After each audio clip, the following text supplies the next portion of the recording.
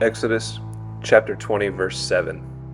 God instructs Israel not to take his name in vain, Yahweh. Now, the Hebrew word translated take here means to raise up, exalt, or carry, literally covering every way in which God's name can be taken.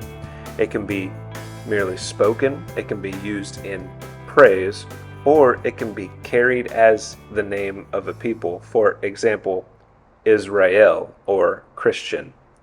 To do anything in vain is to do something that is inconsequential or false. So the Israelites are not to say anything false with reference to God. They are not to say anything inconsequential with reference to God. God is not inconsequential or trivial. He is not false. If we call God by the name God, this applies to the way in which we refer to Him, and the same applies for every way we refer to God, including the ways we refer to the Son of God, that is Jesus the Christ. In our own cultural context, it turns out that this instruction does translate to the way we often hear the name God used as a curse. For example, "Oh my God," or "Jesus Christ." To speak or praise or bear his name inconsequentially is disrespectful, and he does not want his people speaking his name without meaning. When we speak the name of God, we do so with purpose, his purpose. And when we praise his name, we do so with purpose, not as empty praises. And when we bear his name, we do so with purpose. Living as a Christian is not inconsequential.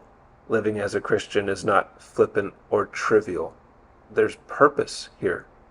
And I think this verse also speaks to the way God desires we communicate as his people, always purposefully and with meaning, never speaking into the air words that are inconsequential or false. While none of us are perfect, we do see something about God in this command. He wants us to be like him.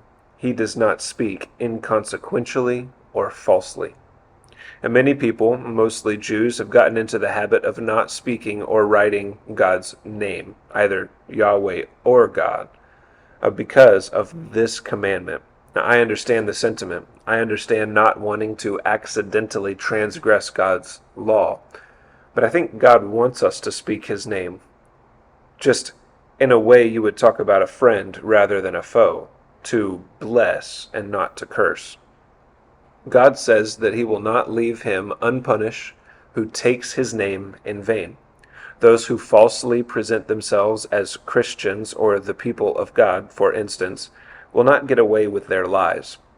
Those who do not love God and speak of him as their enemy will not go unpunished.